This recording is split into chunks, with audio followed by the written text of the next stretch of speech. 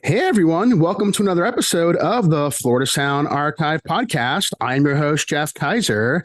And as you can see or hear, there are going to be two guests here on the podcast because on this episode, we will hear the story of South Florida hardcore band that started back in the late 80s, was around for a few years, had a reunion or two.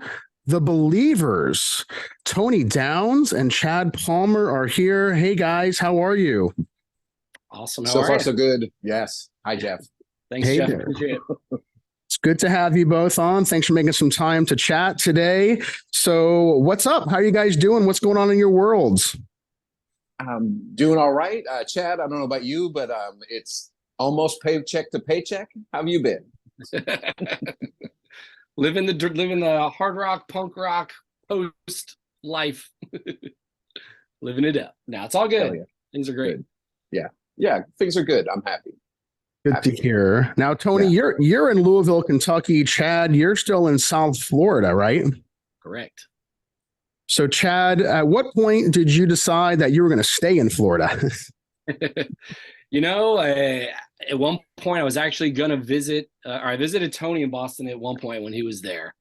And I was playing around with either moving to New York or Boston, and I happened to visit during a huge snowstorm. And that's all it took. I said, you know what? I realized people spend their entire life saving up all their money to come retire to Florida. I'm here in the beautiful Sunshine State. I think I'll just hang out here and enjoy the sunshine. There you go. Then I visit whenever I want. So I get the best of both worlds. You do. And Tony, when did you move to Louisville? Shoot. I moved here probably early 97. I'd left Boston, was trying to play with some people, and we tried going to Seattle even, which was nice, but like I didn't know anyone and was lonely. I came back to Florida for a little bit and met Will, who was the last Believers drummer. And he's like, come on up to Louisville. And I visited. And similar to Chad, like there was a snowstorm on the day I was going to go back to Florida. And I was like, oh, I'll just stick it out a little bit longer. And I fell in love with the town, and I've just been here ever since. Nice. So you both have had a lot going on after the Believers, life, things, and what have you. So, but this episode is all about the history of the Believers and going back in time, telling that story. So let's kind of go back, rewind to when the Believers first got started. What are your memories of that period? Who was around and all that? So what comes to mind? Yeah. Chad? You remember? Sure. I'll dive in.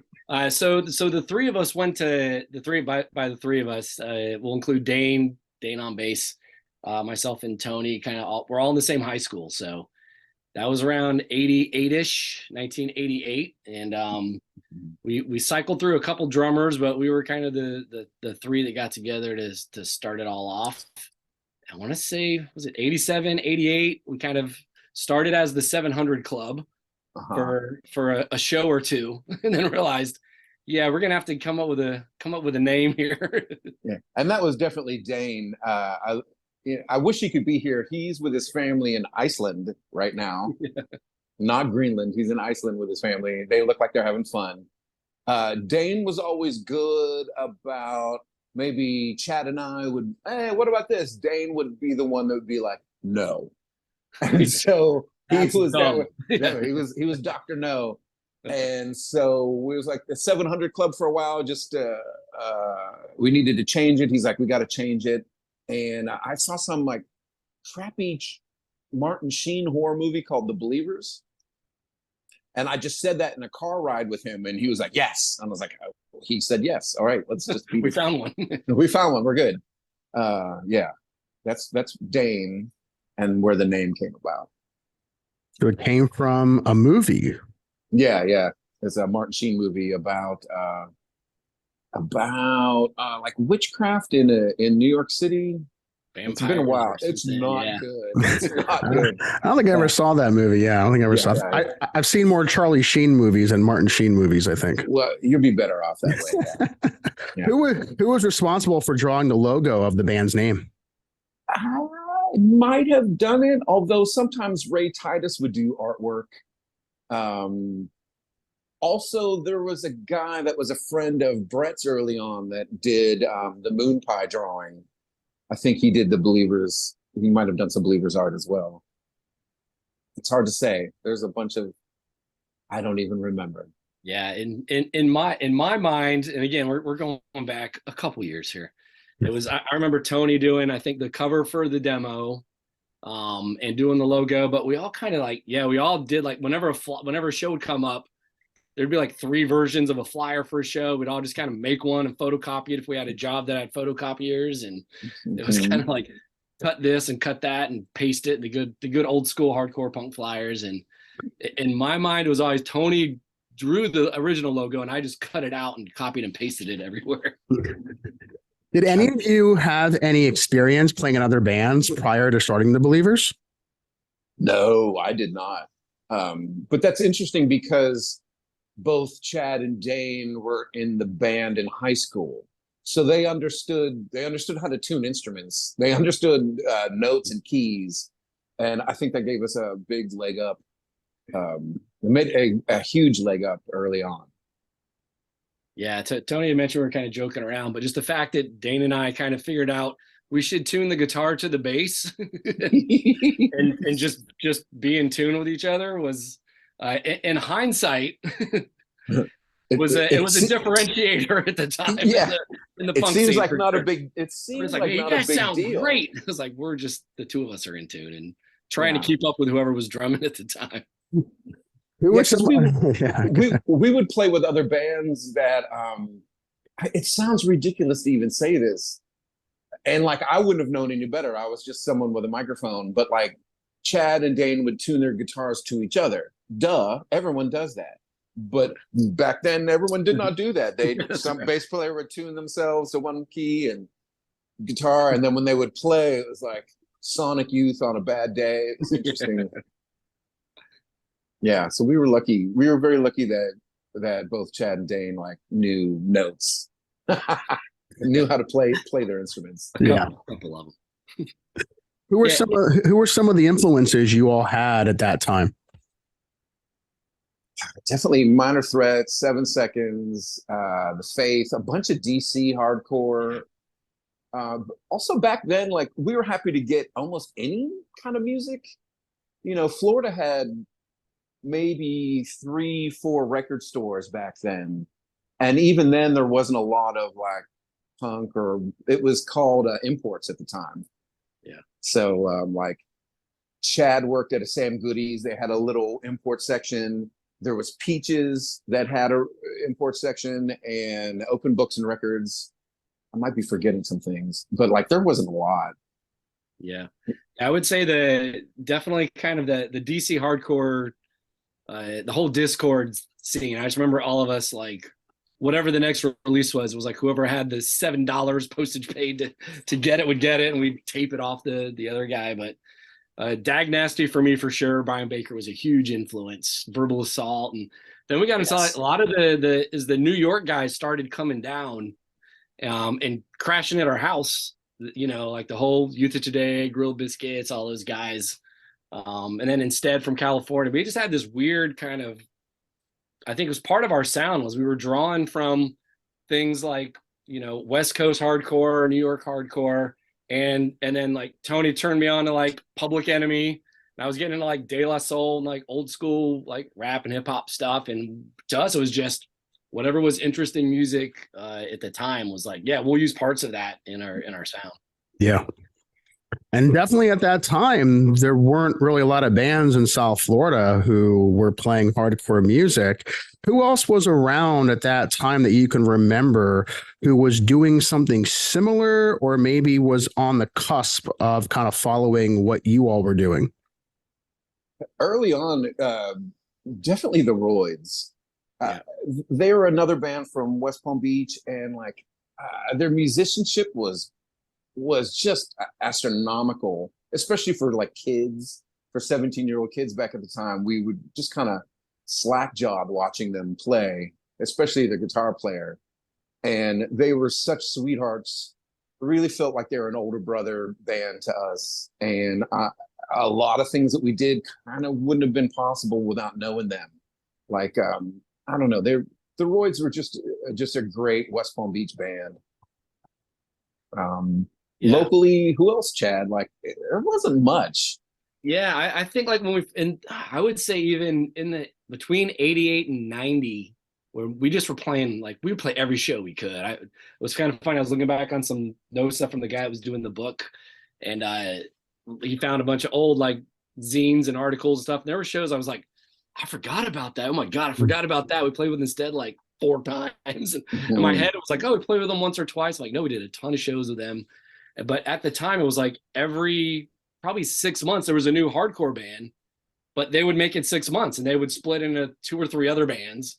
And we'd be playing with them. And I think part of our popularity was really just, it sounds funny to say longevity when we're only like a couple years, but the fact that we kind of kept going for 2-3 years helped us rise above, because we played so many shows with the bigger bands like Social Distortion come down. We played with Bl'ast, and we'd get in kind of on those shows. So the kids just, they're like, oh, the Believers are playing in Miami again, or they're playing in Melbourne, or they're playing in West Palm, or they're playing in Tampa. We were just, all working minimum wage jobs just to pay for gas to get to shows and living on spaghetti. Yeah, and little year or two. Spaghetti and Little Debbie snack cakes. What's your favorite Little Debbie snack cake, Tony? All right, so it's kind of a toss up. Of course, the oatmeal cream pie. But I like the Swiss rolls. They're kind of ho-ho knockoffs. They're so awful. Swiss rolls in the fridge still. Swiss rolls are good. It's not bad. Yeah. I asked a tough. Where do you stand, Jeff? Well, I don't normally eat them, but I know that in my house, zebra cakes reign supreme. Nice. Oh. Well, it's the worst thing for your body. Yeah. Those things. They are. They just happen I'm to gonna be have to get some I'm gonna get some for memory's sake. It's been. Yeah. I would say also. One of my favorite bands at the time that I loved seeing was Quit. Down in Miami, that was like a unique thing where when we did our last show, they'd asked me to play guitar for them because we played so many shows, and I got to play with them for like a couple months. They were way far away, so it ended up not working out for being in their band forever. But it was like there were a couple bands like that, and like we love playing shows like with Powerhouse and some of the other guys. They kind of started coming up a lot bigger on I don't want to say our tail end, but maybe in the middle to where we were kind of on the way out. The band, the caliber of bands, I think got better and better and better. Yeah, for sure. And that's a band that I think of too when I think of the Believers was Powerhouse. Not because I think the sound was similar, but I think because of the straight edge thing.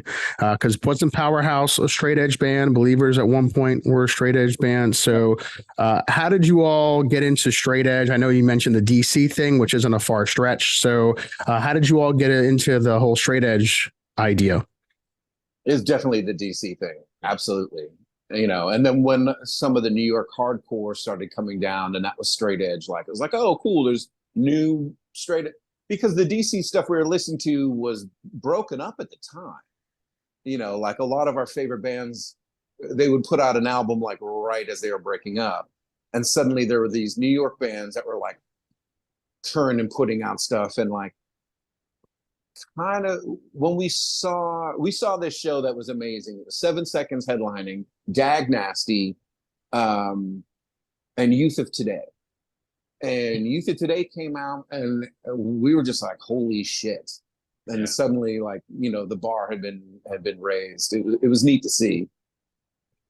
Yeah. So the thing with Powerhouse too is about in the middle of where we were towards the end of our run. We met them and met Tim, and Tim was great. Tim was the one that got us into that studio that we did the demo in. So as soon as we're doing the demo, that's because we were talking with Tim Price, the guitar player, songwriter for Powerhouse. So that was a big, big help. You remember what studio that was?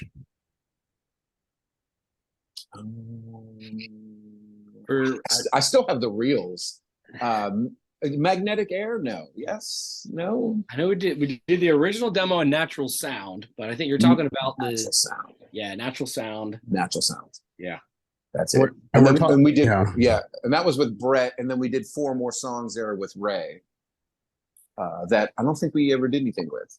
Yeah. Maybe 1 or 2 songs. And the original demo was A Halfway Home. That was the first ever cassette demo that the Believers ever put out. Is that right? Yeah. Yeah. Yep. The only other recording we have is really old songs from a VFW hall where we played with The Disturbance. Like members of The Chosen were in that band. They were kind of amazing. And then Bad Rep. Like we played, that was an amazing show. And that was like the beginning of us recording, I think. How was that recorded? Yeah. How was that show recorded? With like a tape recorder? Yeah, boombox. So some of that, there's a tape of that somewhere. Yeah. Also what Chad was saying about the high school. So we all meet at Twin Lakes. We say we're in a band, and like I think we practiced, and it was just like guitar, bass, and vocals. Like I have no idea what that practice would have been like. But we kind of cobbled together some songs, and we had a friend named Jeremy that we just loved. He's the funniest guy that I had met up to that point. And he kind of played drums, or he said he played drums, and we just said he was our drummer. He had drums. Yeah. And like so he's always our first drummer. There's a picture of us. He was just a great guy. And we had one practice, and I remember him telling us maybe we need to change the title of the song Hell Slut to the song to Health Nut. Just while my mom's at home, can you please sing Health Nut? And we're like, yes, Jeremy, yes, we can. And we only had one practice with him, but Jeremy was a great guy. I think he's a DJ in New Orleans. He's still doing music stuff. So he was our first drummer. And then we meet Brett Burns, who is the drummer on the demo, and was the sweetest kid. He was maybe 2 years younger than us. He was incredibly funny. And early on, like he didn't know punk rock. It was, like it was hard to get punk rock or hardcore. So his influence was the drummer for U2, which turned out really well because one of Chad's earliest influences was The Edge. So like, I think that was a good mesh in the beginning of just us figuring out how to be a band. Yeah, how to start writing songs. Yeah, I have pictures somewhere of us with Brett. I think one of our first practices, and we're outside, and we're like in the grass somewhere, and the drum sets are set up, and then we got like the amps are out, like in someone's backyard, just standing around. It was sponsored by Jolt Cola. That's all I remember. There was a lot of Jolt Cola around at the time. Nice. Were those some of the earliest shows though? Were in backyards and people's like parties and that sort of thing? Yeah, keg parties, a lot of keg parties. For a straight edge band, it's kind of hilarious. How does that work out? Yeah, we're just so happy to play. Yeah, which we have. Yeah, and Brett also was incredibly talented. Like, I remember he was figuring out the hardcore beat, and Dane told him like, "Hey, just listen to 7 seconds. Just listen to this album by 7 seconds."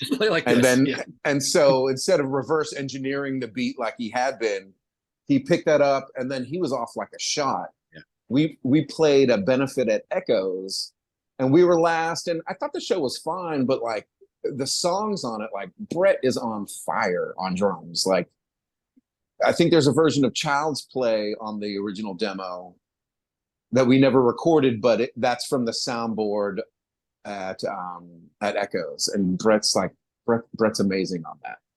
100 miles an hour. Yeah. I will add too, Tony, I don't know if you remember this too, but Brett's dad was Huey Burns, which locally was like a big deal. Yeah, he was like he was a big deal locally in South Florida, almost like a Charlie Daniels band kind of country singer kind of thing. Yeah, I mean, like literally, you could say he was a local legend. Like, it was neat. He did come from like a music family. His mom also, I think, had played and sang at some point. But like Brett, was kind of amazing. the demo, he had an injury. Like the whole demo, he's playing with his thumb or finger in this giant god, like he's playing like this. It's the fact that he was able to get through that demo at all is kind of amazing. Yeah, I don't think Brett gets enough props as a drummer, because when he was good, he was very, very good. Did he play a lot? Did he play a lot of shows with you guys? All the early stuff, yeah. Yeah, I was just going to add in that demo was all done in one day too, so he was wrecked. It sounds like it. It sounds like it. And I love it. We did, like we did the backing vocals. There was a bunch of people there. Like I think Tim Price was there. I'd like to think we thanked them all or listed them on the demo. The demos are all hand cut, pasted things, like hand taped. Yeah, I don't know if we've ever made. Yeah. You guys, do you still have a demo yourself? I might have the reels. I've got one.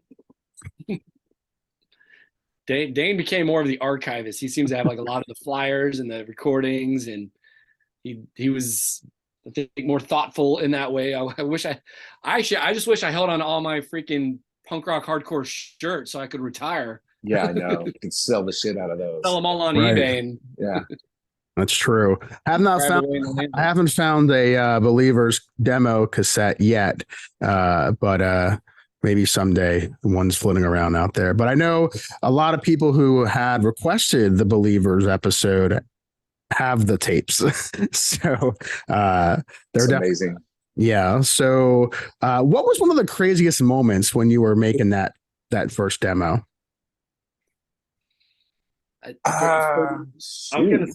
For me, it was the first time I'd been in a recording studio, and I'll never forget. Like I had a little Marshall half stack at the time, like put it in the isolation room, putting headphones on, standing in another room, and hitting like a low E power chord, a big chunky chord on it, and hearing it through the headphones, and just getting goosebumps, like, oh my god, that sounds so good. And then it's funny listening out to the demo. I'm like, it sounds so weak. in hindsight now, I ended up doing more studio engineering myself, and at the time, it was just super cool to like be able to hear ourselves, because we were so used to practicing in spaces where we just got to put earplugs in, or we can't even hear anything, and we're all standing in one room with drums, a huge bass amp, half stack, Marshall stack, whatever amp we could run Tony into, which was like usually some PV backstage something, just run a microphone into it and all play loud. So it was super cool to just the recording process. Hey, real quick shout out to Bill Kirkpatrick. It's funny that his name just pops into my head now. Like, it's hard for bands in Florida, South Florida. There's no basements. There's no places to practice. Amps are few and far between. And having a PA is just like, who has a PA? Well, Chad and I and Dane went to school with a guy named Bill Kirkpatrick. He was in a bunch of metal bands. 14K is the last name I remember. But like, I remember they played like hard rock. A bunch of bands did. It was the 80s. And he would loan us his PA head, and we would find a speaker and then just go. And thanks to him, like, because a PA is fucking hard. Most of the time, you find the shittiest amp that no one's playing guitar or bass out of, and you put a Radio Shack mic into it, and that would be your PA. Yeah. And we got lucky early on. Thanks, Bill. Class of '87. That's funny. But yes, you need the gear, right, to bring with you to some of the places that you're playing. At what point did you feel like it was serious, where you kind of had to get your own stuff, for those that may not have had it, to where you were feeling like, okay, well, we're getting a steady flow of shows now. So at what point did you all get serious about it? I think we were always serious about it. We just didn't have the money to fulfill some of that seriousness. Because at some point, Chad and I went halves on getting a Marshall 412. We just got it. And it said Marshall, and it was beautiful. don't think those speakers were worth a damn. I think it's just the box. But suddenly it felt like we're a real live band now, Chad. Yeah.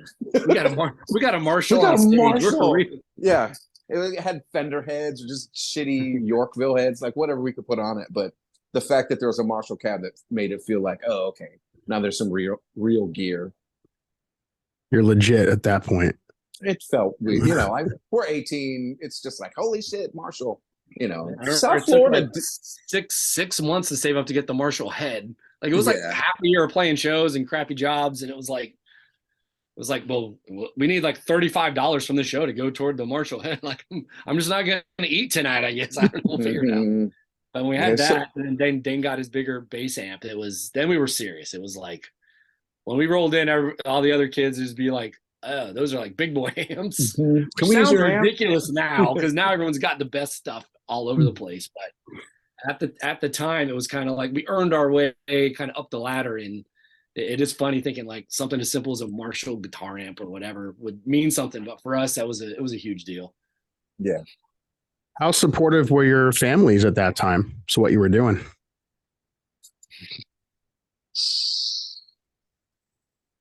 I remember my mom lugging drum sets to shows at some point. So yeah, I think Dane and Chad's mom, super, super supportive. My mom really was hoping it would just be a phase. God bless her, mousing that it's not a phase, I guess. But I think she likes that I do it. But back then, it's just like, well, you need a real job, you need a career. She wasn't wrong at all, but it was just something I kind of had to do.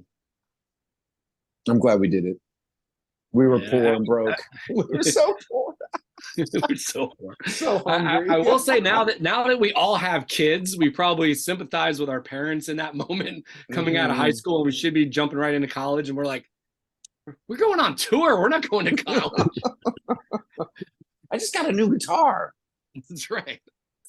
Did any of your parents make it out to some of your shows back then? Yeah. What was their reaction when they saw you guys play?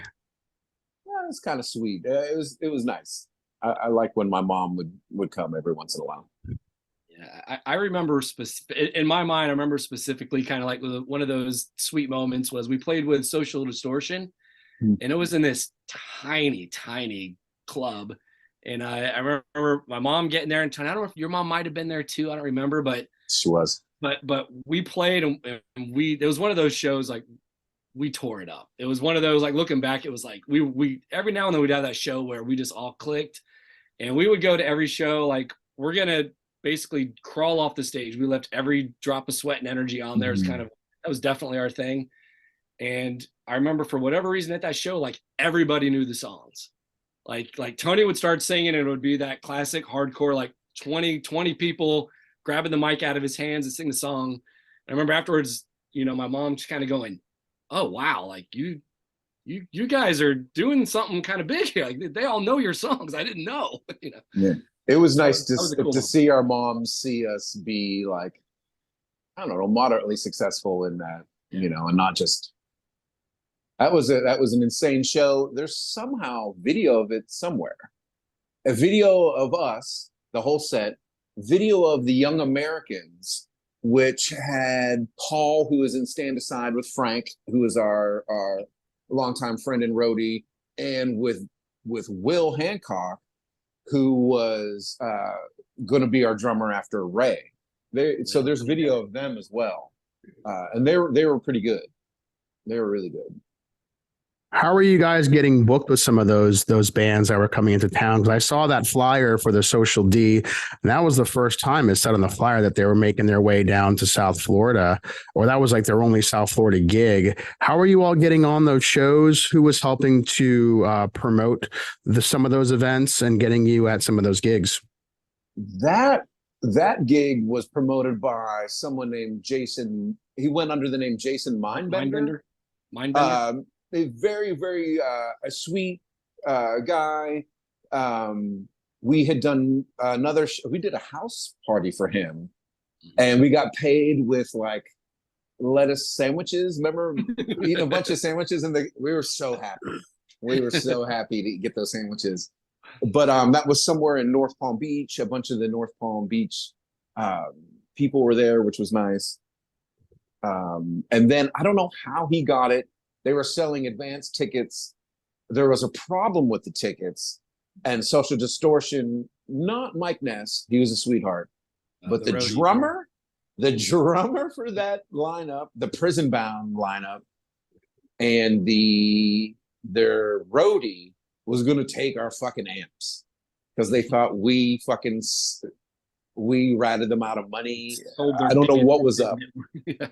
So suddenly we played this good show. We just got this Marshall head, and they were just like, "We're going to take your Marshall."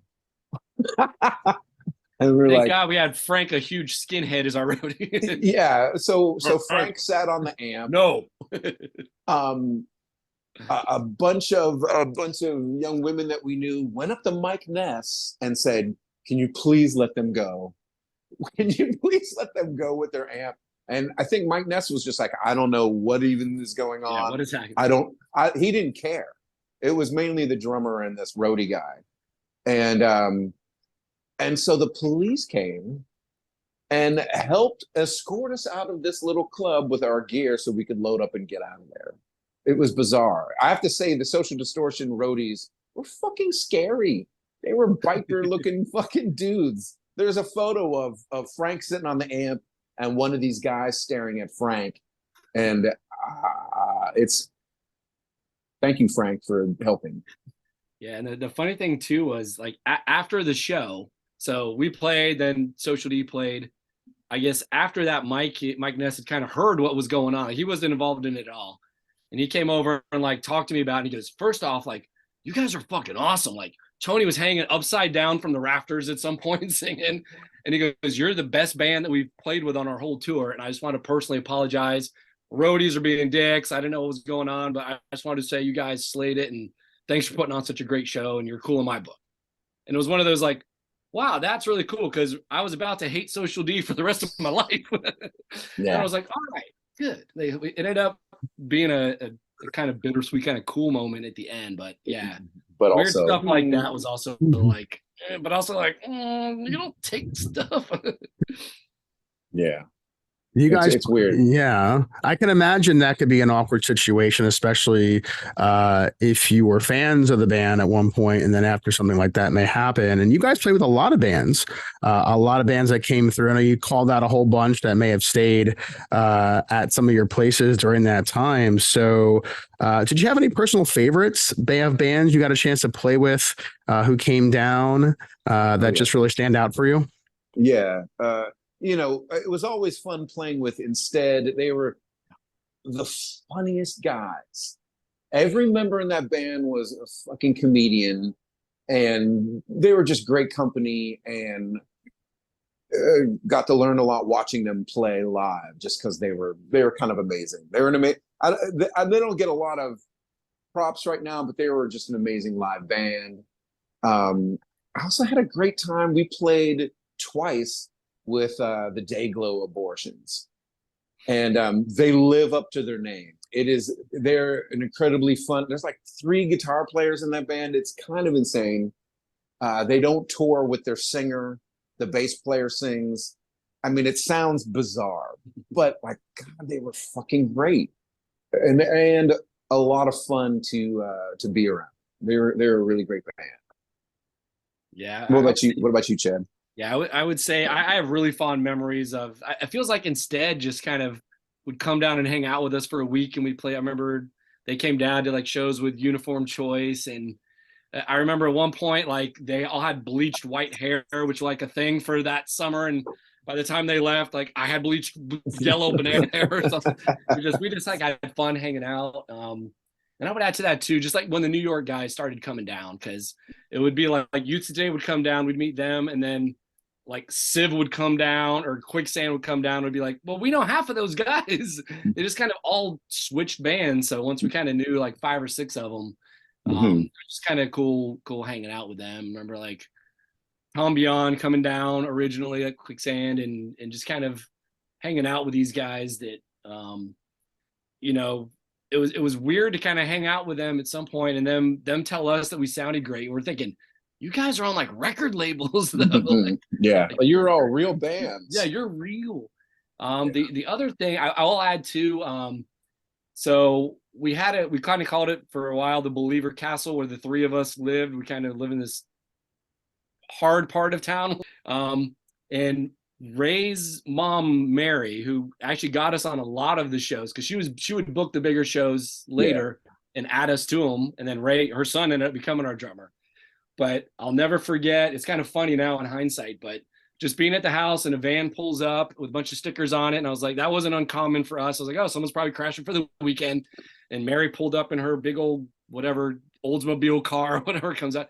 And she had this shit-eating grin on her face. And she's looking at me smiling like, I got you. And I'm like, what is it? And the guy gets out of the van. I'm like, that looks like the singer from Scream. And I loved Scream at the time. And I was like, and he's coming out. And then right behind him, Dave Grohl comes out. And I'm like, that's the drummer from Scream. Holy shit. So we got to you just hung out at the house for a while. And in hindsight, it's just kind of funny, because the only time I think I've ever had anybody autograph anything in my life was that day. I was like, guys, I know this is going to sound kind of stupid, but I have a Live in Amsterdam Scream album. Will you guys autograph it? And Dave Grohl was like, yeah, absolutely, man. We'll do it. And Peter was like, yeah, cool, man. Well, thanks for letting us hang out or whatever. And I still have it to this day. And it's funny now. And, people are like, wait, you know the guy from Nirvana and Foo Fighters? And I was like, he carved Kiss on our tree. I mean, I don't know if I know him, but he come and, got to hang out at our house. But it was just one of those kind of fun moments where we just never knew who would roll through town next. We just get put on a bill and be like, we're playing in Miami Saturday. And Tony be like, well, I'm working. Well, but it's Bl'ast. I guess I got to quit my job then. Tony would quit his job and we'd go play a show with Bl'ast. It's crazy. Can I add on to that Scream story? Yeah. Just to give you some props, Chad. All right, so it's true. Woke up one morning, suddenly Mary's there, and the van is there, and Scream, guys that we kind of worshipped. Yeah. And Dave Grohl was just a very fun guy. He was a new drummer, and you could tell from the No More Censorship album that dude could play. Yeah. Was amazing drummer. And so we're like, holy shit, they got this great drummer. And I remember we talked to him about Void, and we're like, and signed some of Chad's. It was so great. But the reason why we're meeting them in front of Believer Castle, is that the night before they're playing in Miami, Dane and I either don't have cars or don't have cars that'll make it to Miami. We're going to go down. Mary's promoting the show. We're getting in free. Chad's driving us. And as we're getting onto the exit to take 95 down to Miami, I don't know why, but Dane and I were just fucking with you, Chad. We were just teasing you. And to your credit, you said, fuck this. I will turn this car around. And turn the car around. We did not see that show. And Dane and I were like, oh. Just kind of we really fucked up. And so we're all just sitting around the house on a Saturday night, not seeing Scream like this. And so I love that you turned the car around. I love that you put your foot down. We weren't being mean, but we were being jackasses. And I'm sorry about that. But I always love that you were like, nope, and turned it around. And the fact that we got to meet them next day is just well, it was nice. It was real nice. Yeah, I think Mary knew how much all of us wanted to see Scream. For sure. Were there any times when a band was coming to town that you were trying to get a gig with, and for whatever reason it just didn't pan out?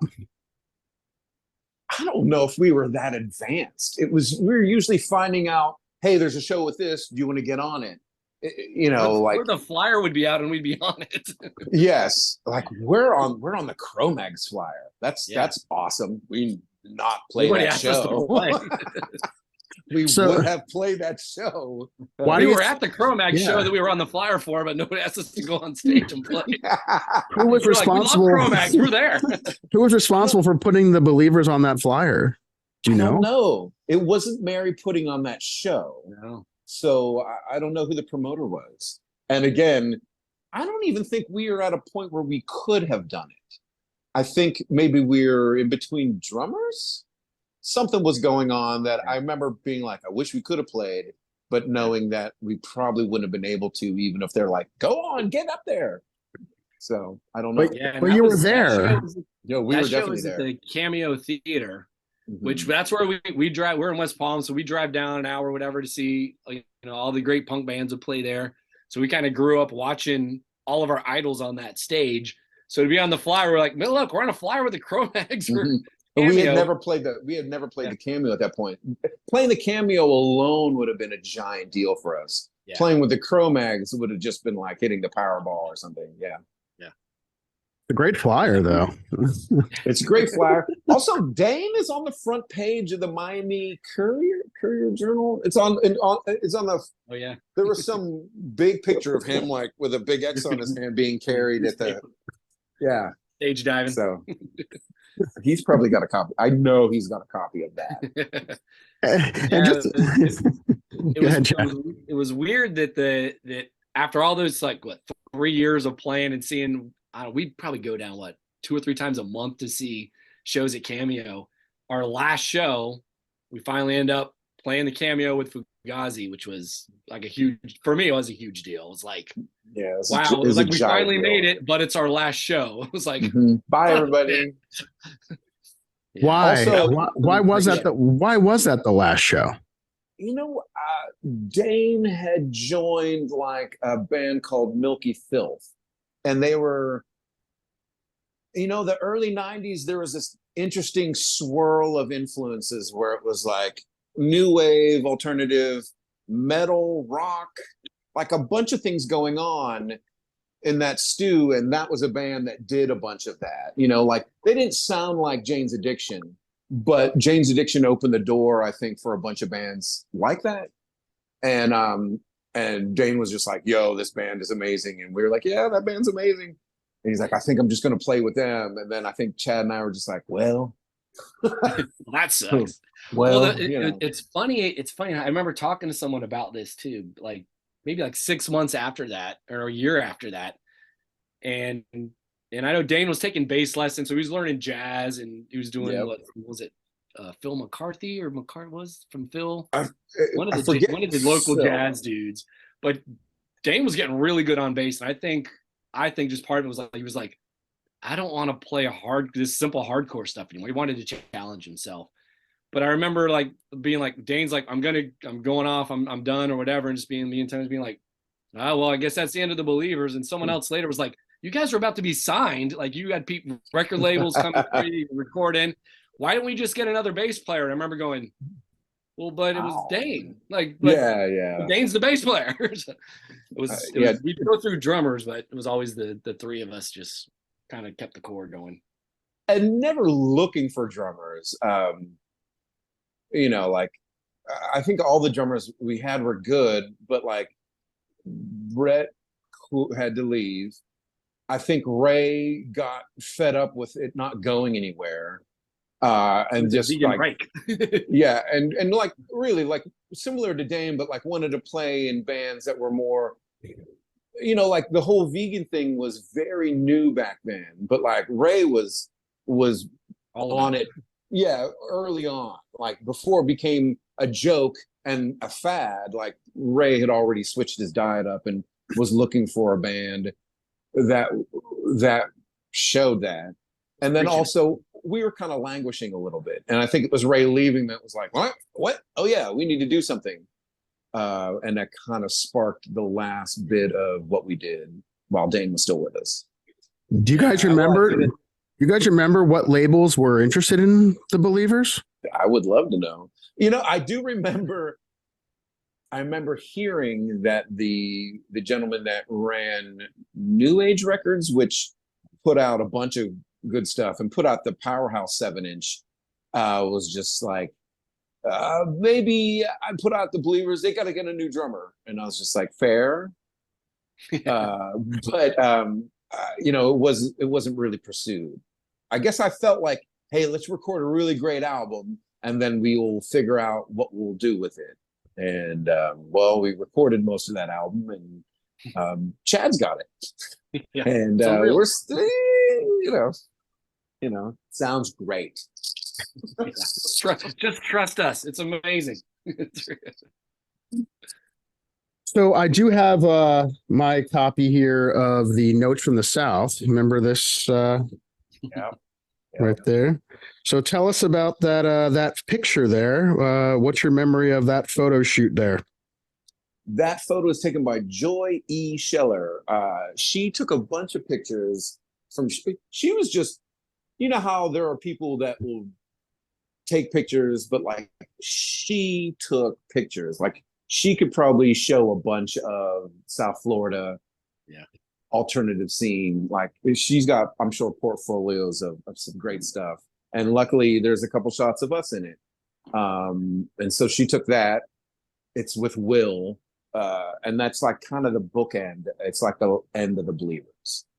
Like we're on that comp with some great bands, but like they were just starting out and we were kind of parking the car, as it were, Did you know at that point that's what was happening, or did that kind of happen suddenly? I think maybe we knew inside maybe it was happening. Like there was very little planning. Like we were almost at the mercy of being a South Florida band where you're lucky to get what you can get. And I think Powerhouse is smart that they were able to reach out to labels in California, get a classic Florida 7-inch pressed, and like I think that was amazing for them to just kind of lock in their legacy. Whereas we've got some recordings, we've got, we've never had merch. Like there was a bunch of things that we just didn't do that bands should do, we had very little merch at all. The best merch we ever had was Chad worked at like a silk screening place. Yeah, screen printer. A screen printer. And so he took a Believer's design, but had them printed on like street sign material. Ambulance reflective stickers. Yes. I mean, like if you see like a railroad crossing or something like nice. Chad was able to take a big thing. So every once in a while, like decades later, you might see a Believer sticker because they just wouldn't die. Yeah. They're like the most invincible stickers of all time.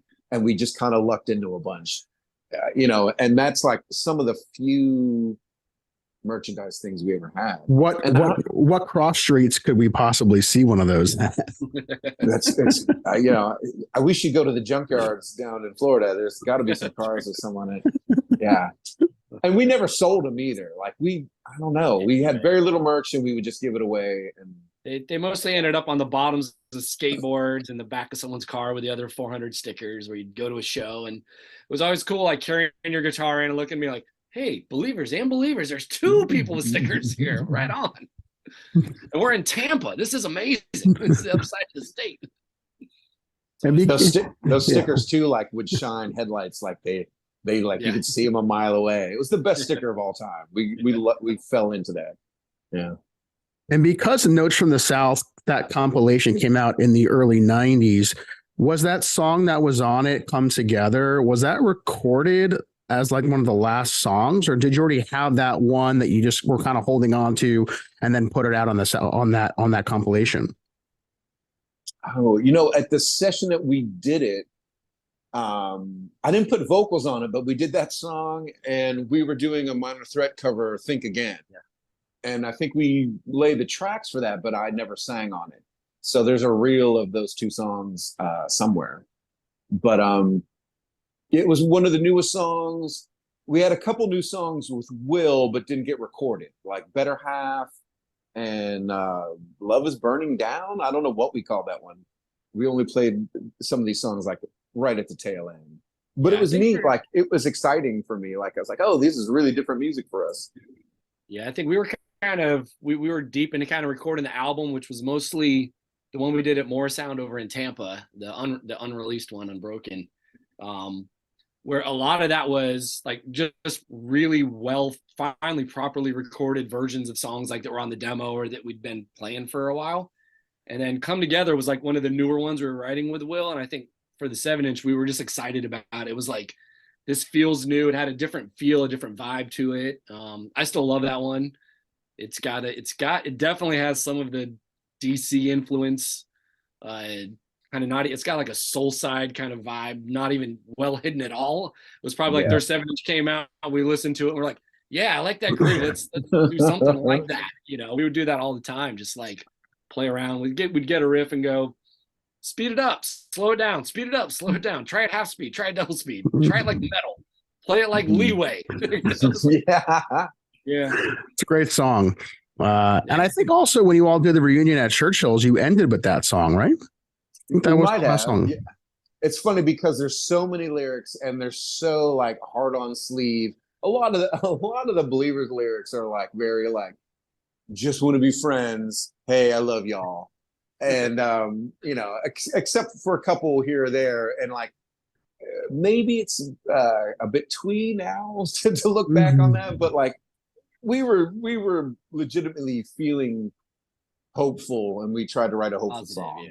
Yeah. And it's funny because the rest of that comp is like, yeah, it is, which is awesome. Yeah.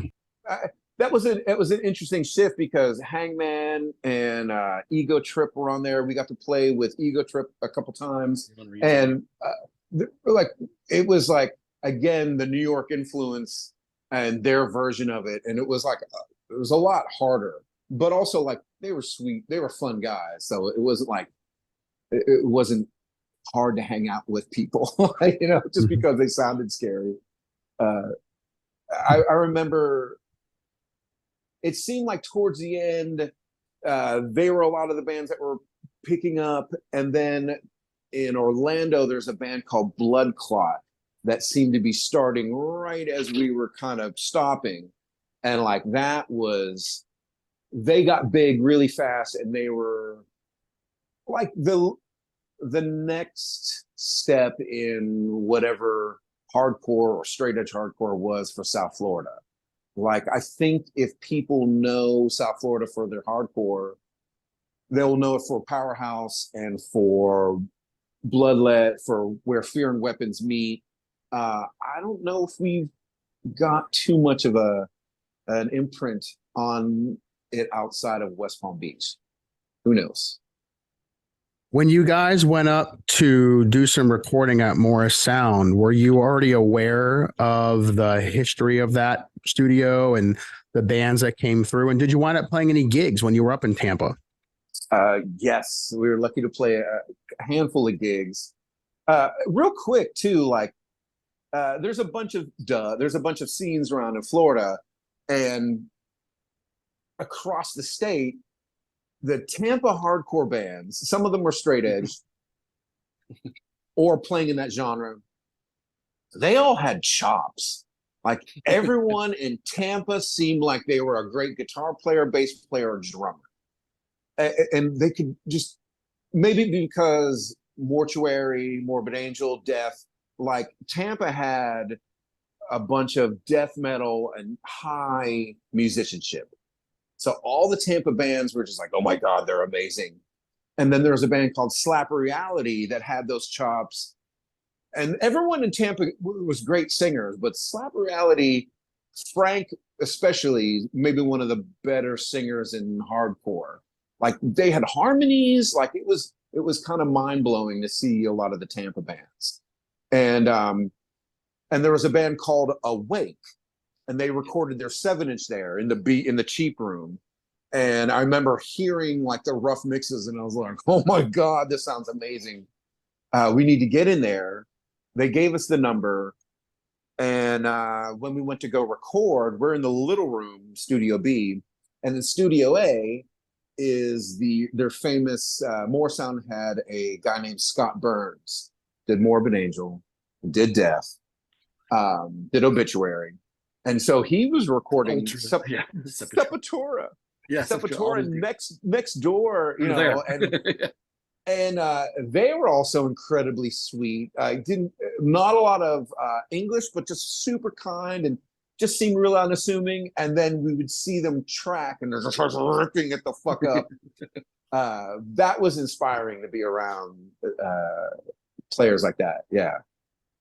Morrisound was a great studio. Yeah, one of the engineer that we had, at first we were like, because we would go record only on Sundays because that was the cheapest day. We'd do a 4-hour block. So we would drive 4 hours to record 4 hours to turn around and drive back 4 hours. And we just basically would save our money. Okay, we can do another session. Let's book it. And at first I think we were like, he's not going to take us seriously. And then we started playing. And I remember him being like, yeah, he came to the table like some cool ideas to help us out. And they were very giving with like gear. Because I remember one of the things that at the time, I couldn't afford a Mesa Boogie guitar amp. And I was like, I want one of those so bad. And I remember laying the basic tracks down with the Marshall and then him going, well, let's just mic up the Mesa Boogie and you'll double track on top of it. And it was another one of those moments, just like the first time in the studio, where I played guitar with myself playing guitar with a different amp. And it was so chunky and solid. It was the guitar sound that I kept hearing in my head the whole time of the Believers. I was like, that's how I want my guitar to sound. I just didn't know how to freaking do it. Then that day I was like, oh, I need a rectifier amp and I need a Marshall amp playing at the same time. And then I thought back, oh, all those DC bands all have 2 guitar players. Like, no wonder it's in my head. They're all playing, you know, they just had figured out I play the high end stuff and you play the chunky stuff when we play together. And in my head, I was always like, I just want to sound like that by myself. How do I do it? So it was that's the sound that's on that album. We got to just finish the mix down. Yeah, right. Is that what you're working on back there, Chad?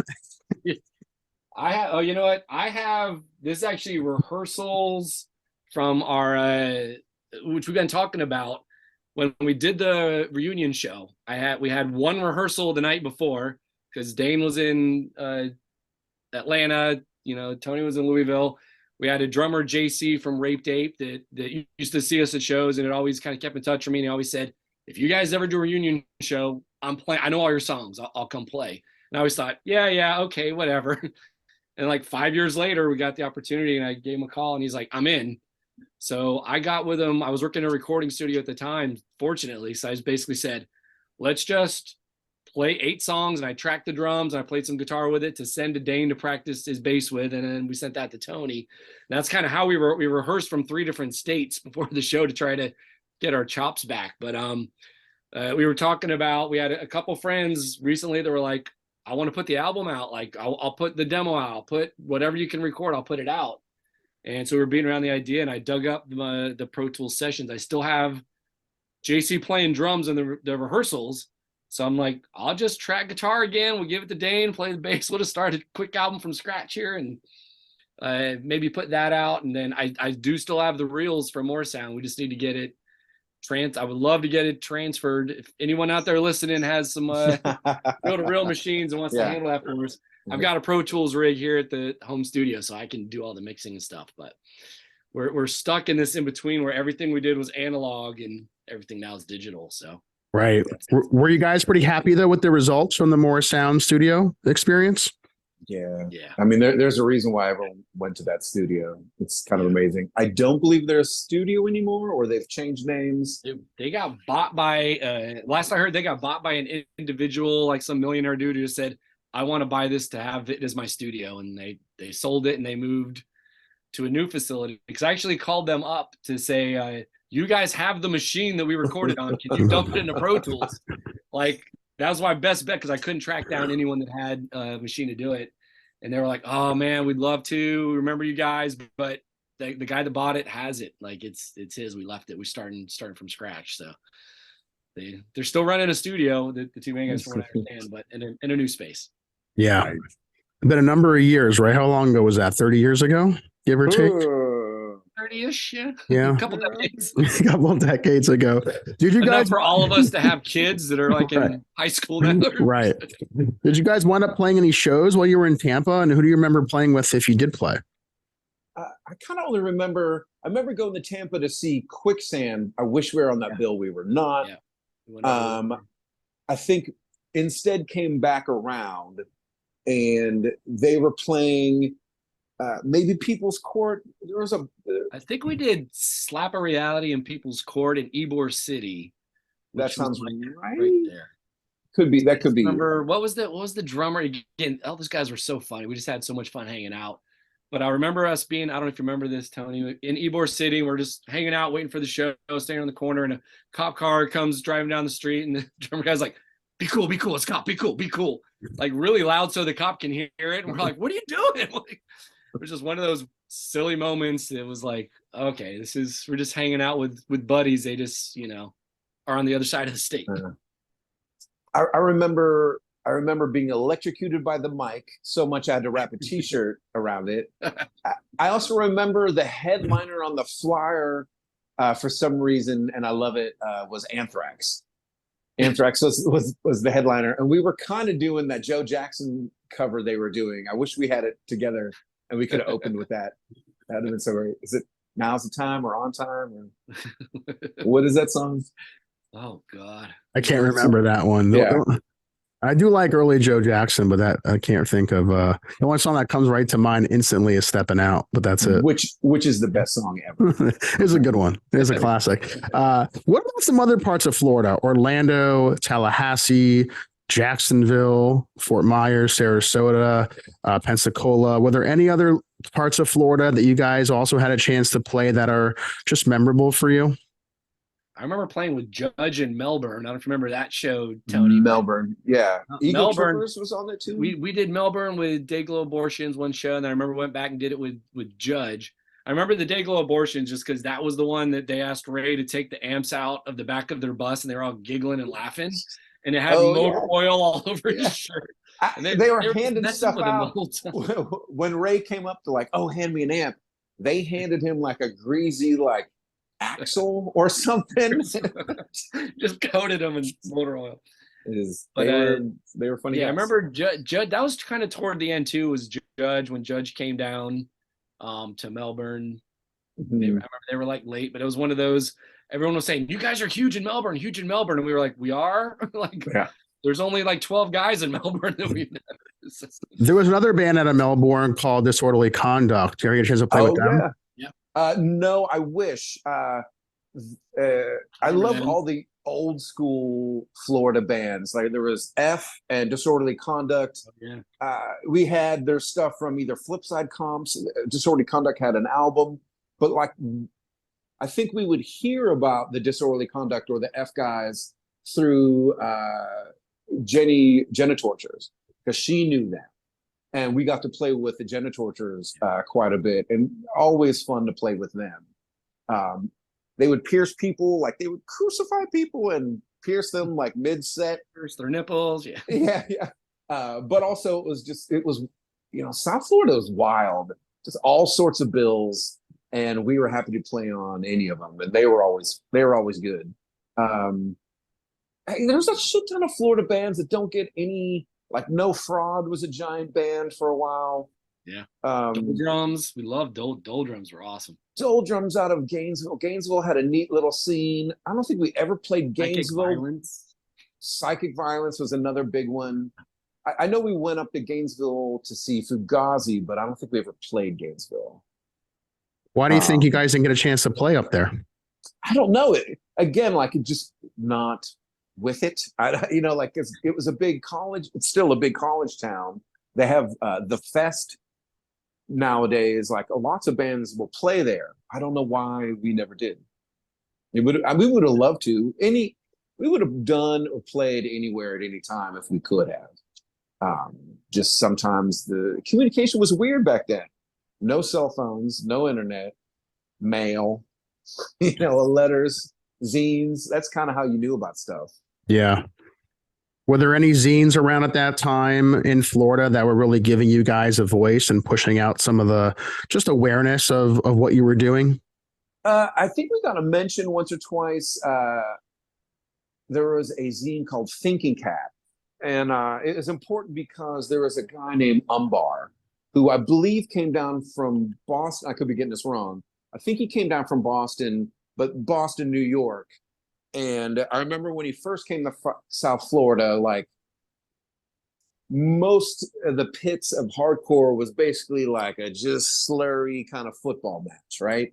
But then Umbar comes down and brought dancing. He would stand in front of a band and do dances. And I remember some of the skinheads were just like, fuck you, and would fuck with him.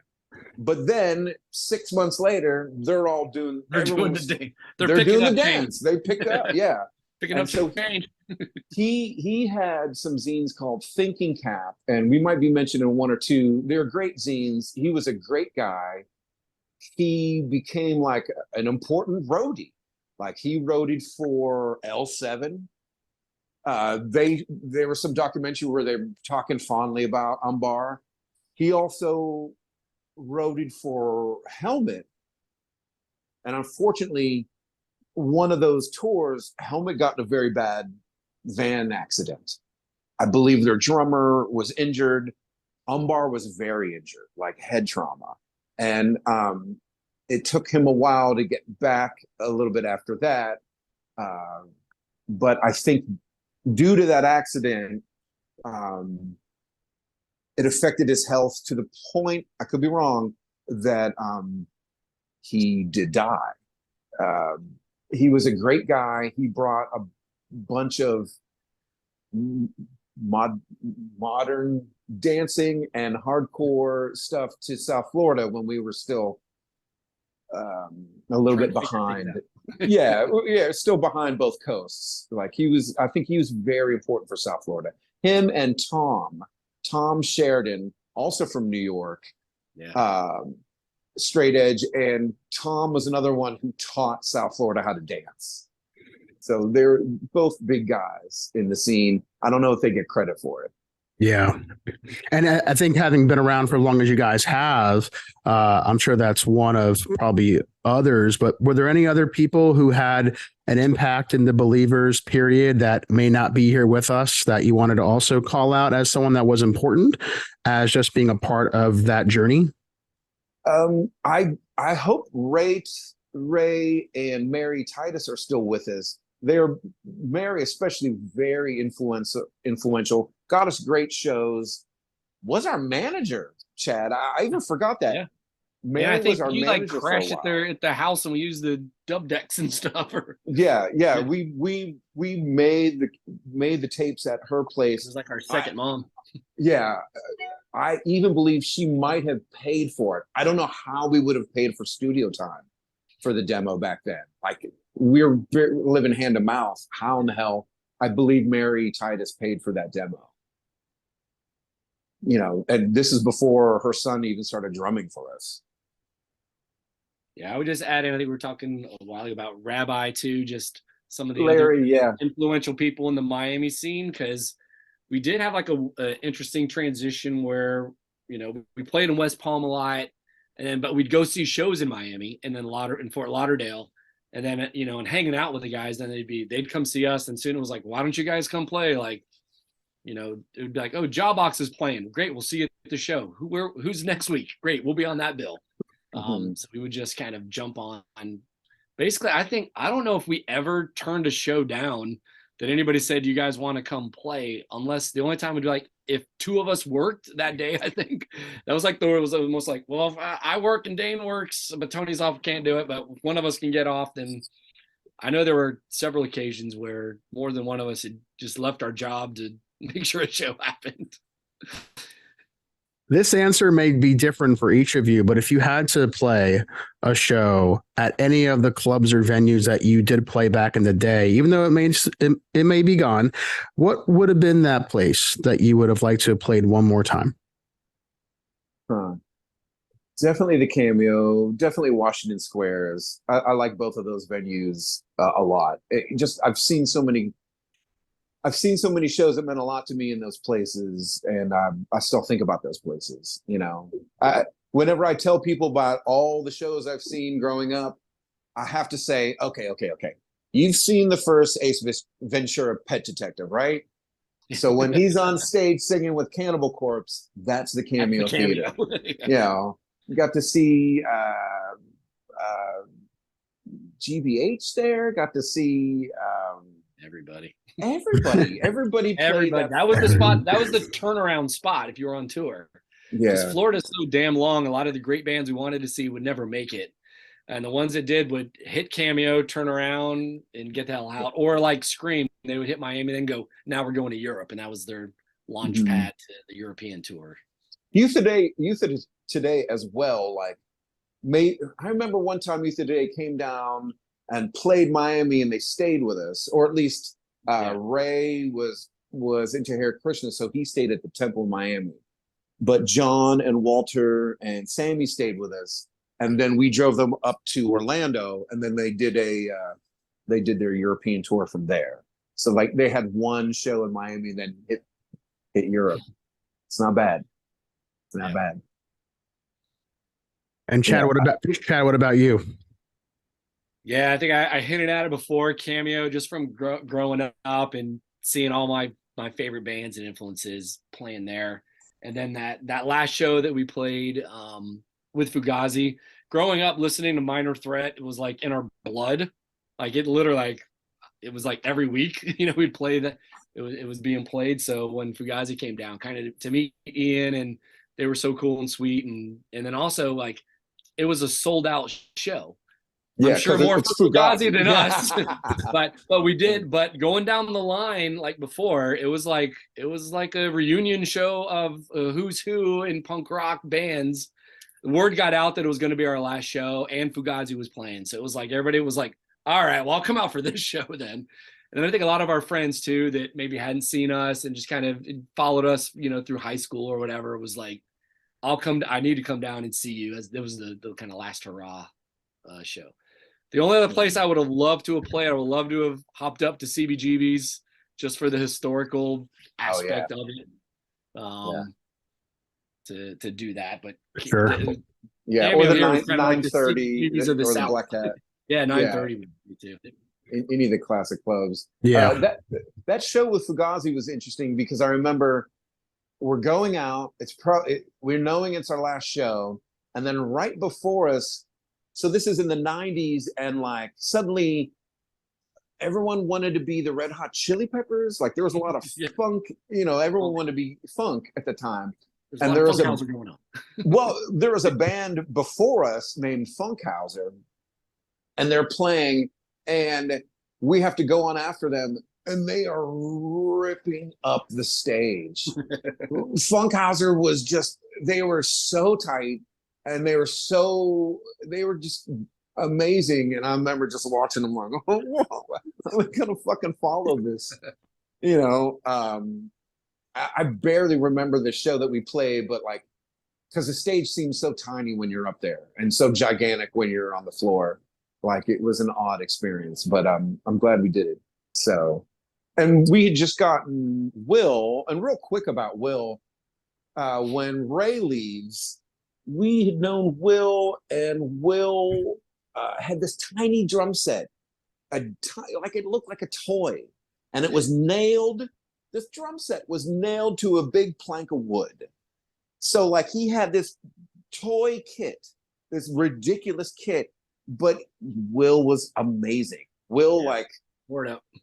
He was very far thinking, so he came up through punk rock and hardcore. When we were at Twin Lakes, he was 2 years behind us, but over at Forest Hills. And are you still there? And we always knew him as the guy that could skate better than anyone else. He's this little guy that he was just an amazing skater. And Dane and I went to go visit him to see if maybe he'd want to try out for the Believers. And we saw his dinky joke. It was a joke drum set. And he was like killing it. He could, he was already listening to like Pantera had their first record out. Primus had their first record out. So like the 90s music was already coming in strong, and he could kind of do some of that. And so like he brought a very neat and sophisticated sound. We had to get him a drum set. We got him the biggest Ludwig we could find. And but like Will was an amazing drummer. I just want to say, like, I've known him for a while. Here's Will Hancock. It's his birthday today, no less. Happy birthday, Will. Happy birthday. He's just an amazing creative drummer. He went on to do a band 456 and did guitar and drums on, like went into recording. Like he kind of could do it all by himself and didn't need other people. So he was an amazing musician.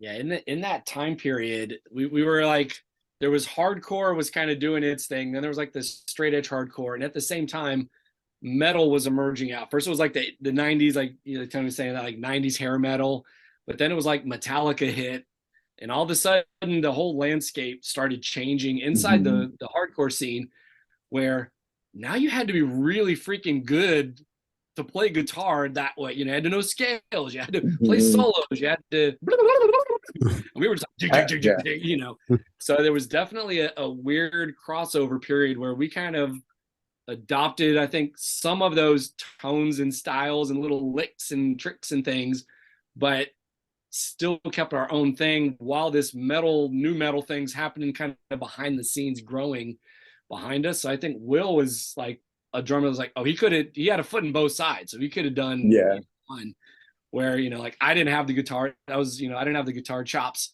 I remember leaving Believers and playing with Quit for a couple months and going down there, and I remember having a talk, and I was like, I wanted to play like how they played on the record because I loved it, which was very Descendants, all power pop kind of feel. And they were like, no, we want that chunky Believers sound added to us. But their guitar player had left and gone to college, but he was freaking awesome. Yeah. So I was like, my chops just weren't there. I think at that time, I just hadn't done the studies of play guitar. My guitar playing was really just learning how to write Believer songs, and everything was writing a song. I wasn't interested in, I need to learn scales so I can play a proper solo for this.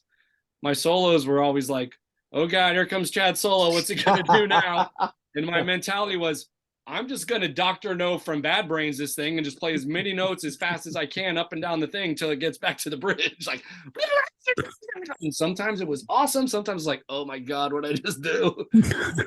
But I didn't have, and on the outside, they're like, it's awesome. You're energetic and you're diving into the crowd with your guitar and rolling around on stage. And I think we kind of, got a pass for not being super talented musicians at the time, because of the energy that we put out. It was more about the feel and the vibe and than maybe the musicianship. We definitely got better over the couple years. And yeah.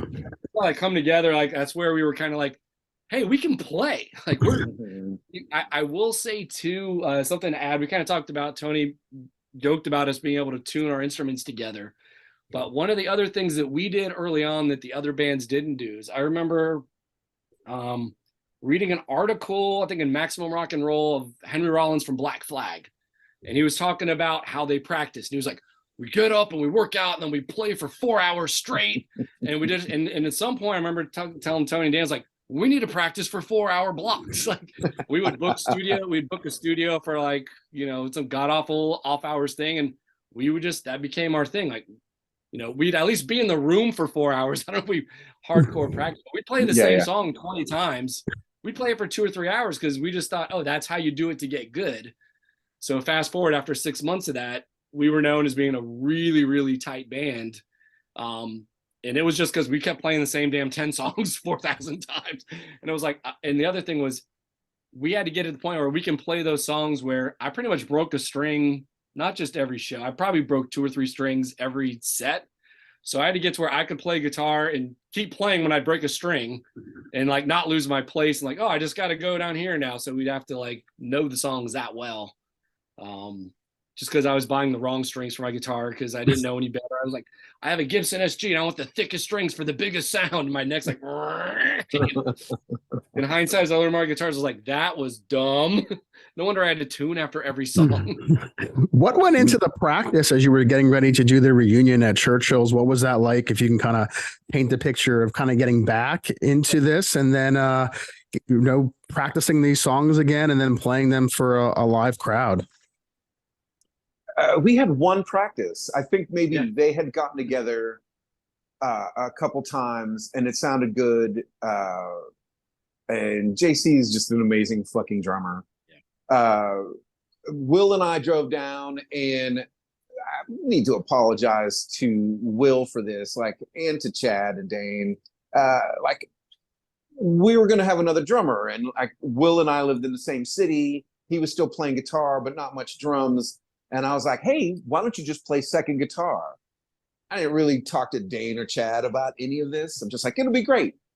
And so we come down there, and when we try to do it, nobody was really feeling it. I didn't do any legwork to really set it up. And I feel like I just drug Will down to this reunion. And he could have played one song, he chose not to, but I just feel shitty that, I don't know, I kind of hey, come play guitar. Oh, I'm sorry, we're not going to do two guitars is basically what happened. And that's, I feel really awful about the reunion that Will got strung along by me thinking that he could be in it, and I was wrong. Chad, I'm sorry. I think it's one of those things where it was so we literally had one night to practice and the show was the next day. So I think we were all, I know I was already like, oh my God, this is going to be, if we can pull this off, this is going to be amazing. It's 20 years of not playing these songs, go jump on stage. And then it was oh, let's throw Will in this, which we've never done. If we had played with the guitar or something before. I thought the same thing in hindsight. I felt bad too. I think I also owe Will an apology because I think at the rehearsal was Will's going to jump on guitar and play this one. I was like, no, I don't know about that. We don't really have time to throw that wrench into the mix at that late of a stage. Yeah, I got to take all responsibility for that because I was just like, hey, I want you to be part of this. And it'll be fine. Why am I making major decisions with people that I cannot bring to fruition? I don't know. He's a fucking amazing guitar player and drummer and artist. And the whole drive back, he and I didn't even say a word, and it was just not fun. Not fun. He's in Bowling Green right now. We haven't touched base too much since then. He's doing good, but I just haven't seen him forever. And we used to be really close, and I miss him. And Will, I'm sorry. You deserve better. Well, hopefully he'll probably the most talented member of the Believers. Yeah, he's very. All our drummers, even I think Brett is an amazing drummer. And that whole, I wish we could find the whole soundboard tape of us at Echoes because that's some of the best hardcore drumming I've heard in general. And he's killing it. Ray, also very strong drummer, really neat ideas. And Will was just kind of he was almost too good for us. He allowed us to kind of oh, we can do other forms of music with this kind of drumming. So, and we kind of did. It didn't get recorded, but we kind of did. Were you guys happy though with the end result of that reunion when it was all said and done? I'm glad I didn't throw up. And I felt good about it. It was nice to see Dennis in the crowd. It was nice to see a bunch of people in the crowd. We did a Minor Threat song so that people would know a song that we played. What song do you remember doing from Minor Threat? Think Again. Think Again. Yeah, we did. What was it? Government Issue, Strange Wine. Yeah, that was one we always used to throw into the set that I can never come in on the right time in the middle. It's a fun one. And I think this was like a show where there were other Florida bands that were on the bill, right? I think most of them were Florida bands that played that show. Any stand out that you remember from also playing with you? Powerhouse had a really great fucking set. They're really good. Again, like Powerhouse is Tim and Ivan and whatever rhythm section they can get together for the date, and like every time it's been pretty good. Like there's been a bunch of members of Powerhouse, but I'm proud to have known them, and they like really knocked it out of the park. We played a show with them that was super important. We played it with the OG Quit. It was like at some VFW hall. The stage was all milk crates. And so a lot of the photos in the Powerhouse booklet is from that show. And there's a video of that show also somewhere. That there's some really great videos of Powerhouse and Quit and us that I would love to see the light of day. It'd be nice. Is there anyone in particular that just you feel like never really got their due? I know there's probably could be a long list, but is there anyone that stands out to you who you just wish more people knew about that were from Florida, South Florida at that time? Yeah, definitely the Roidz. I loved a band called Freaks with Beaks. Postface was really, really good. Pontius Pilate was amazing. Chad, all the Florida bands, all the Tampa bands, like definitely Slap a Reality, People's Court. Who else? Awake, definitely Awake. Who am I forgetting? Tampa had a bunch of bands. God, I'm just meandering. I don't know. I should have had a list. I should have had a list. I think like in hindsight, like I said, I was a huge Quit fan, but when like Blink 182 and Green Day and that whole kind of wave of power pop or whatever you want to call it kind of hit, probably was it maybe 5 years later. I just remember hearing that stuff on the radio, just going, "Oh my God, they were just too early." Like they were doing that stuff. They were literally doing that style, that vibe 5 years before. Before it became cool or cooler. Just to add on to the Quit thing, there were early Miami bands, a band called Chocolate Grasshopper. Yeah. And they had an amazing tape. Two great guitar players and singers in that band. And Andre, the drummer for Chocolate Grasshopper, is a drummer for Quit. Tony also in Quit. Just everyone in Quit were just really great musicians, and it was fun to watch them just tear through their material.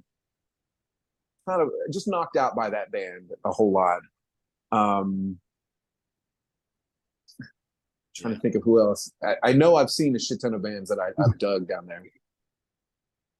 Well, that's some good ones, though, for sure. And Russell Mofsky from Quit, who went to college, right? And that's who you may have filled in for, Chad. He was one of the earliest guests on the podcast.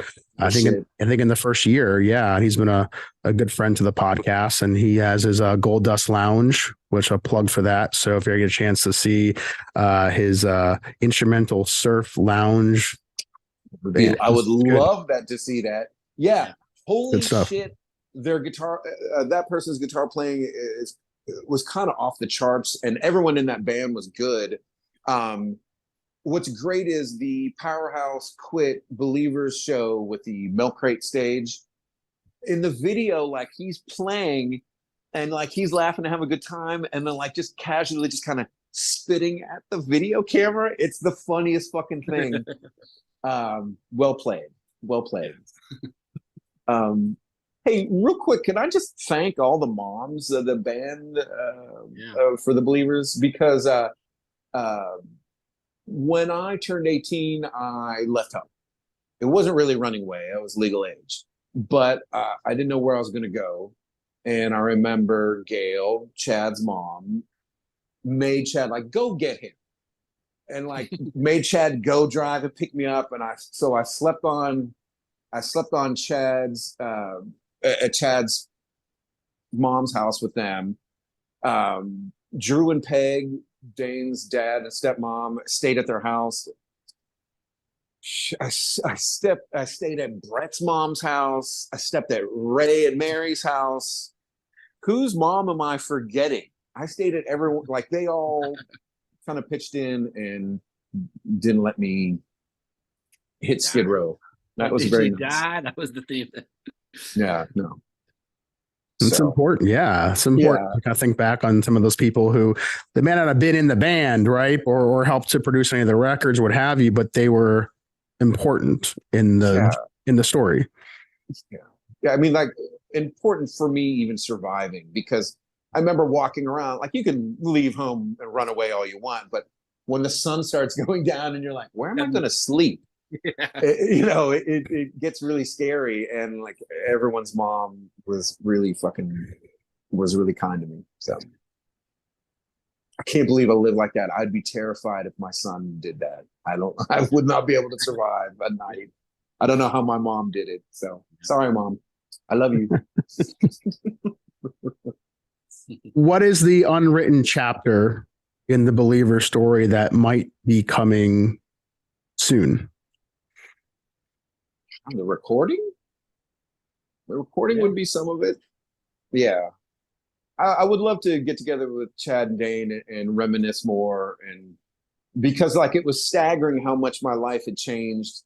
It was I think 86. I was still in high school and I graduate in 87. I think Dane and Chad, you all graduate in 88.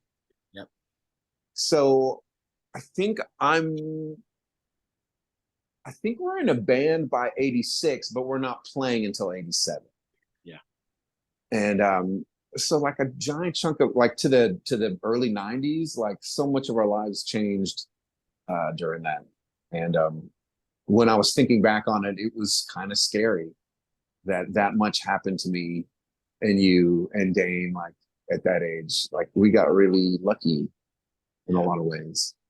So yeah, it is funny now. Like I have a 14-year-old daughter, and I remember my mom at one point like saying, you're gonna pay rent if you live here if you just keep disappearing, going down to Miami, like coming back at 2 a.m. And I was like, but Bad Brains are playing. Like I can't miss Bad Brains. Like I'm 17. I should be able to do whatever I want. Now I'm like going, oh my God, if she knew. And now that everyone has kids and some of them are have grown up and what have you, have they heard any of your old music, and do they have any opinions of it? Yeah, my daughter says we played fast. Thankfully, Chad and Dane got some merch together for the reunion, so my son still wears his Believer hoodie, and he has a Believer shirt. He cut off the sleeves and stuff. And for a while, he was playing in some bands here.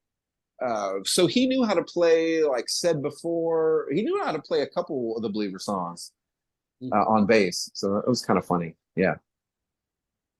I'm sure that's a proud moment too, having a chance to have one of your kids play some of the music that you played when you were a kid. Sure. Yeah. Yeah. I mean, it's really sweet. It's really sweet. Yeah. He's a great kid. I got lucky with him. Yeah. Same. Chad. Yeah, lucky. It would have been interesting to have Dane on here as well, because he's got 2 kids, and I think one of them has a drum set. So I'm curious to see what they're doing. And do all of you kind of share the same nostalgia for the legacy of the band? Are you all still pretty happy with the outcome and the story? I would have liked to have had merch. I would have liked to have released a record. Yeah, all that stuff. But I felt lucky playing music with them just because it shaped me musically going forward. I still listen to hardcore. I still listen to some of the stuff that we did. But Dane and Chad knew how to play their instruments. And that was incredibly inspiring to me. Also, Chad, I've maybe mentioned it once or twice, but like we were a hardcore band, but everything that Chad did was kind of like was different for hardcore. Like he used different chords. Yeah. Like, you know, like we listen to a lot of stuff, but you also listen to like Husker Du and The Cure and stuff that wasn't really was part of the upbringing, but like hardcore got more and more regimental. Yeah. And the fact that you had a bunch of different colors, like you wouldn't, there would be times where you would almost refuse to play power chords or bar chords, and despite having a shit ton of distortion on there, and like, you know, like, which sounds amazing. And when I listen back to it, it's like the music sounds better than average to me because of, say, drumming of Will and the guitar layering and stuff that you did. Makes me feel like, oh, cool, this isn't just, it wasn't run-of-the-mill hardcore. So nice job, Chad. Nice job. Yeah, no, that was something like early on. I think part of it came out of just we'd be playing things so fast that my fingers couldn't do what I needed them to do. And sometimes I'd just stumble on some weird chord and I'd be like, ooh, that sounds dark and evil. I got to remember that one. And then like the next day, I'm like, I want to write a song based on that one chord and build from there. So some of it was happy accidents, but the more I and Dane was getting into jazz stuff too. And I'd started doing some jazz chords. I could not do them fast enough to play all of it. But what I would do is I would be like, the first chord or the last chord should have some really different color. Mm-hmm. And that became, that definitely was the differentiator for us, where we had a different vibe. It shows up as early as the demo too, because the very first song, The Real Me, you like, instead of just hitting a da, you like strum this ninth chord. And it sounded really cool. That and All I'll Be, you and Brett channeling U2 is amazing. Like that song we only kept that song in the set, I think, just because the intro was so powerful, and the rest of the song is just like, hey, let's all be friends. Hey, let's be friends. Are you my friend? I'm your friend. But the guitar intro I always loved on that. Yeah, I use the ninth. It's probably my favorite chord in hardcore, the stuff that we did, because distorted is basically like two stacked power chords at once, and it just feels nice and beefy to play through an amp.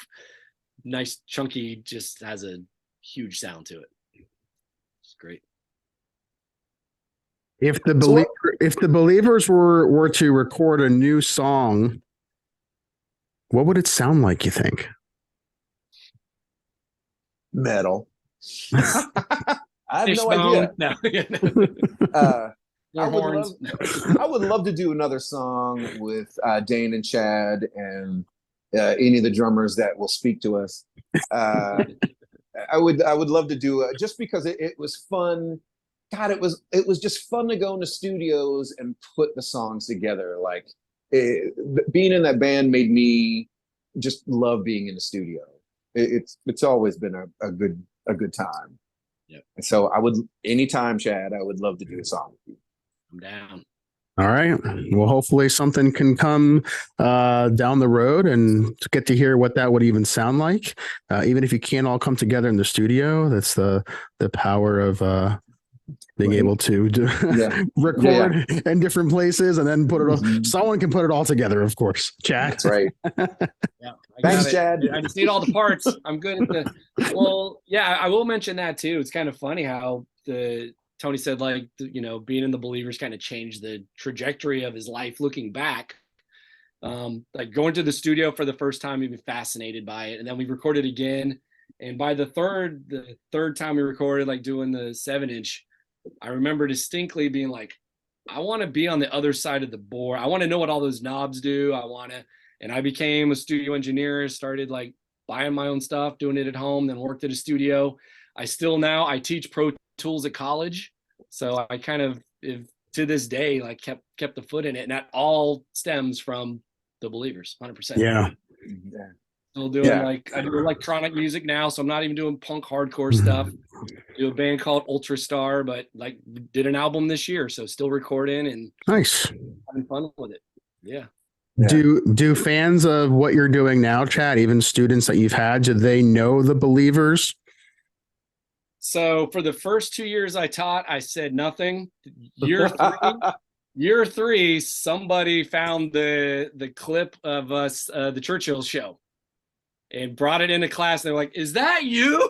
I was like, "Damn it, secret's out." All right, and so since then, I think they've passed it along to each other, where the secret is out. And I just kind of say, yeah, you know, I'm older than your moms or dads. I was in a punk band back in the 80s, before you were born, before you were a twinkle in your daddy's eye. Yeah. It's basically that SNL skit. Playing, I'm gonna play my daughter's wedding in my hardcore band. No, that's great.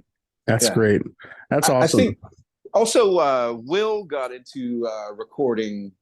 I don't know if because of the Believers, but like he was interested in it, and he went to Full Sail up in Orlando. So like, you know, he definitely stayed with it as well. Once you start recording, it just becomes like, oh, I just want to do that again.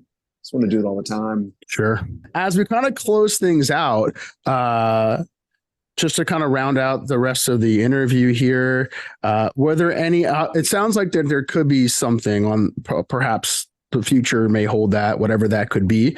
But thinking about just kind of the people who have been around on this journey with you, any final last words you want to share to supporters, fans, whomever is out there that have been fans and believers of the Believers? Something real quick to Frank.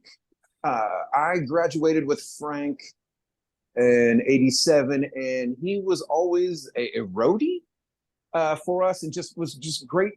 Just a great person to be around. Giant, scary looking person, but with a heart of teddy bears. Just such a sweetheart. And speaking of trajectories, I feel like it was Chad showed me a bar chord, and then Frank showed me an Agnostic Front song and like an 11 Rocket song.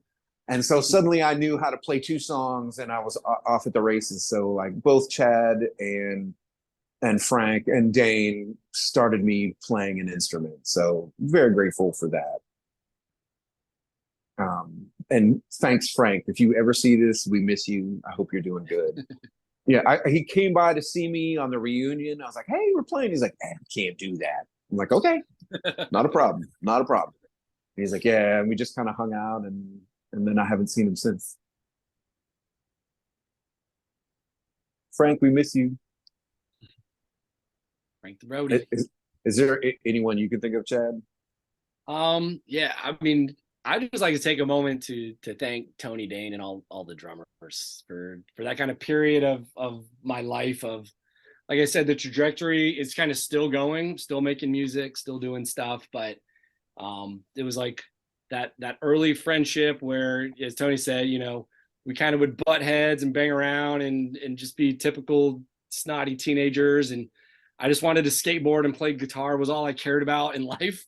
And it just kind of was really cool in hindsight to experience that with my buddies. It's awesome. Same.